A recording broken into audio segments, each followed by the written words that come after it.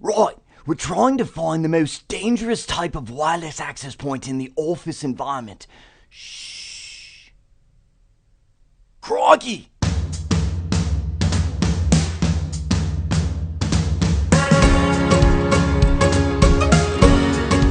By the time we're done here, we will understand the primary purpose and functions of a wireless access point. And I would say probably the only thing more dangerous than searching for dangerous wireless access points is catching for your 7-year-old son who's learning to pitch in baseball. So I'm sitting there, ready to catch his ball. He throws it, it goes down and bounces off the ground and hits me in the throat. Seriously, that's from a baseball hitting me in the throat. So I'm like, ah. He's like, Daddy, are you okay? I'm like, I'm okay, because I don't want to scare him from pitching. But anyway, I just had to tell somebody. So let's talk about wireless access points. Let me go back in time to the beginning of my marriage, which I've been married 17 years. So probably about 14 years ago. I'm sitting on the couch. Laptop on there. I just set up a D-Link wireless access point. My wife is in the kitchen. And I go, Sue, I'm going to get on the internet. And she's kind of used to me by that point. It's like, yes, dear, kind of like whatever. And I open a web browser and I literally lifted my laptop in the air and I go, I am on the internet. And I ran to every room of my house screaming, I am still on the internet. It was so exciting to be able to access the internet without wires. And I know we're today, it's kind of like this is a commonplace thing, but it wasn't back then. It literally reshaped the world. And that was not without ramification. So first off, before I talk about that, let me hit the primary function of the WAP. It is to communicate data packets, or technically frames, because this is a layer 2 device that simply regenerates what's on the wire into the air, right? So it's to communicate data packets, frames, wirelessly over 2.4 and 5 gigahertz radio frequencies. And that's going to play into our story in just a little bit. But I was saying the ramification of this was not all good, because when wireless first came out, it was not secure whatsoever. The only real type of encryption we had was called WEP, Wired Equivalent Privacy, which actually was one of the most horrible types of security whatsoever. But people still rolled out wireless everywhere because it was such a groundbreaking thing. The ability of having executives come into a conference room with laptops and not have to plug in to get to network resources, it was amazing. So let's talk a little bit about wireless as I give you this overview. First off, as I underline it, it transmits across radio frequency channels. If you've had any experience with wireless access points, which most people have because they'll set it up inside of their house, you take a wireless access point, let's just say this is our guy right here, and you plug it into a network switch, right? And that connects to your router and the internet and everything else. This big circle represents the radiation of the network into the air. Now, that's going to be on the 2.4 gigahertz or 5 gigahertz radio frequencies. And I'll talk more about that in a second. But one of the things that you'll select, or most people just leave it on auto, which, oh man, there's so much, there's so much I can tell you. But let me just talk about this. Most people leave it on auto, but it will automatically pick a channel to use. Now, I've got to ask the question, what is a channel? Kind of throws me back to the television day. I'm talking the old television where you'd have the little thunk, thunk, thunk, the little rabbit ears coming off the back, and you're changing, hey, put it on channel 3, thunk, thunk, thunk, and we turn it to channel 3. Channel is just a human word for a slice of the radio frequency. And that's one of the first things that I want you to know about RF, or radio frequency, is that it is actually a step backwards compared to a switch in communication. Here's what I mean.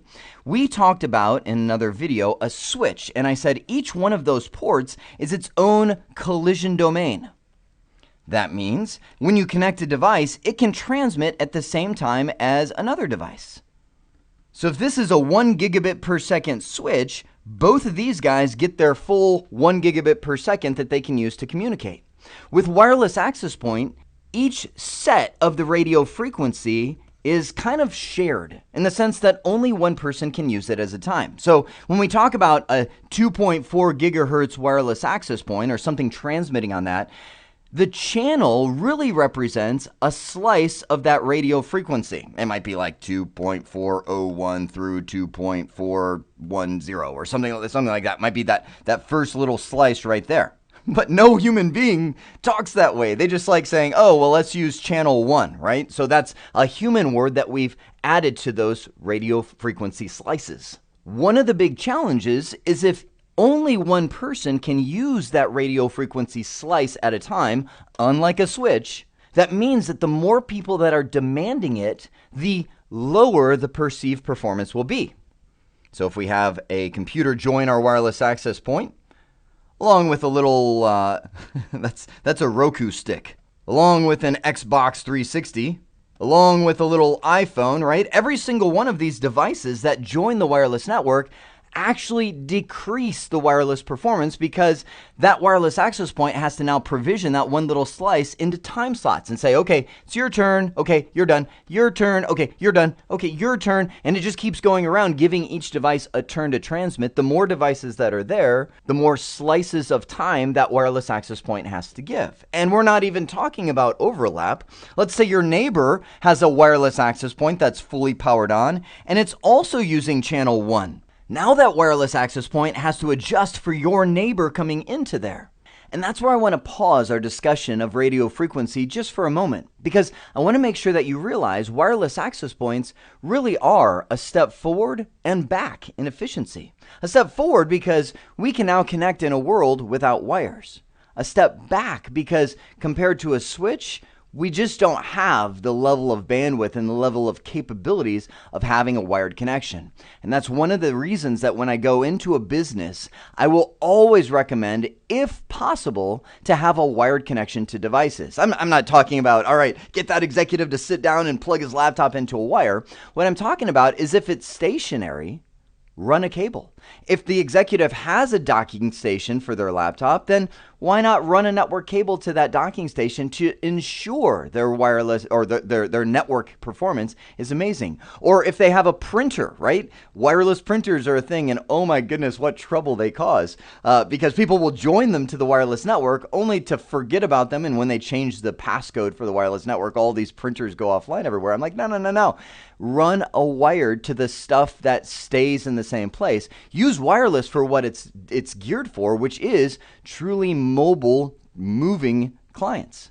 Now, the great news is all of these wireless access points adhere to the standard. And this is funny because this is the first time we saw the technical name of a standard being used, 802.11. As a matter of fact, the first mainstream wireless access standard was 802.11b.